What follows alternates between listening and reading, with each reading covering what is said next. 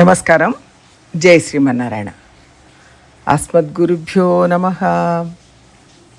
ముందుగా మా ఆచార్యులు శ్రీ శ్రీ శ్రీ త్రిదండి చిన్న శ్రీమన్నారాయణ జీయస్వామి వారి పాదాలకు అనేక దాసోహాలు సమర్పించుకుంటున్నాను.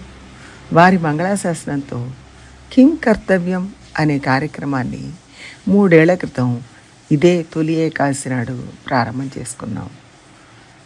అలాగే తమిళంలో ఎన్ పని అన్న పేరుతో చాలా కాలంగా సంక్షిప్త సందేశాన్ని అందిస్తున్న ఉభయ వేదాంత ప్రవర్తకాచార్యులైన శ్రీ వేలుకుడి కృష్ణన్ స్వామి వారి మంగళాశాసనంతో 3 సంవత్సరాల క్రితం ఈ కార్యక్రమాన్ని ప్రారంభం చేసుకున్నాం.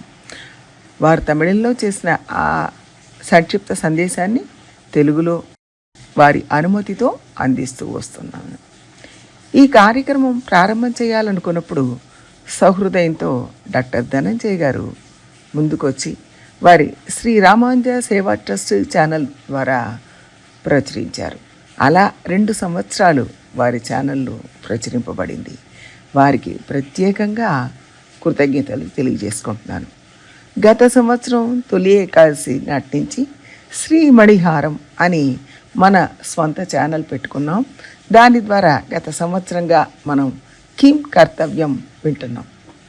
3 సంవత్సరాలుగా ఈ కార్యక్రమం వింటూ ప్రోత్సహిస్తున్న పెద్దలకు, శ్రోతలకు హృదయపూర్వక నమస్కారాలు తెలియజేసుకుంటున్నాను. ఇక ముందు కూడా ఇలాగే ప్రోత్సహించాలని శ్రోతలందరినీ కోరుకుంటున్నాను. ఫోన్ ద్వారా, వాట్సాప్ ద్వారా తమ సందేశాలను, సంతోషాన్ని, తమ అభిప్రాయాలను పంచుకుంటున్న శ్రోతలందరికీ నమస్కారాలు, పెద్దలందరికీ నమస్కారాలు. తమిళంలో శ్రీమాన్ వేలుకుడి స్వామి వారు ఎన్ పని అనే పేరుతో ప్రచురిస్తున్న సంక్షిప్త సందేశాలను తెలుగులో కూడా శ్రోతలు వింటే బాగుంటుంది అనే ఉద్దేశంతో ఈ ప్రయత్నం మొదలుపెట్టాను. మనకు నిత్య జీవితంలో ఎన్నో సందేహాలు వస్తుంటాయి. ఆచారాలు, వ్యవహారాలు, అది కాక నిత్యం కార్యక్రమాల్లో పూజలు, ఎన్నెన్నో సందేహాలు వస్తాయి. అవన్నీ ఎవరిని అడగాలో తెలియదు. ఎవరినైనా అడిగితే ఏమన్నా అనుకుంటారేమో అని కొంత మొహమాటం. ఒక్కొక్కసారి మన సందేహాలు తీర్చదగిన వ్యక్తి దొరకకపోవడం వల్ల, లేక వారు మరీ పెద్దవారైతే వారి దగ్గర ఈ చిన్న సందేహాన్ని అడగలేకపోవడం వల్ల ఇలా అనేక సందేహాలు మనలోనే ఉండిపోతాయి. అలాంటి వాటన్నిటికీ ఈ సంక్షిప్త సందేశంలో సమాధానాలు దొరుకుతున్నాయి.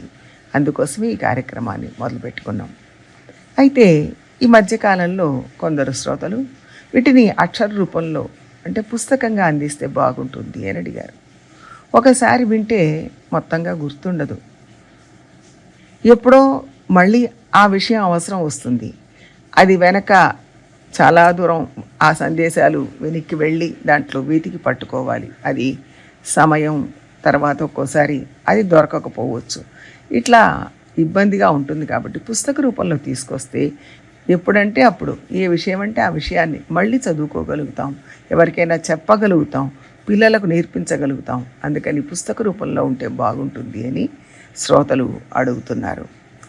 అది సాధ్యమా అసాధ్యమా అని పెద్దల సలహాలు తీసుకుంటున్నాం. శ్రోతలు కూడా పుస్తక రూపంలో ఉంటే బాగుంటుంది అనుకుంటే అవును అని కానీ, ఎస్ అని కానీ టైప్ చేయండి. లేక వద్దు అనుకుంటే వద్దు లేక నో అని కామెంట్ బాక్స్లో టైప్ చేయమని ప్రార్థన.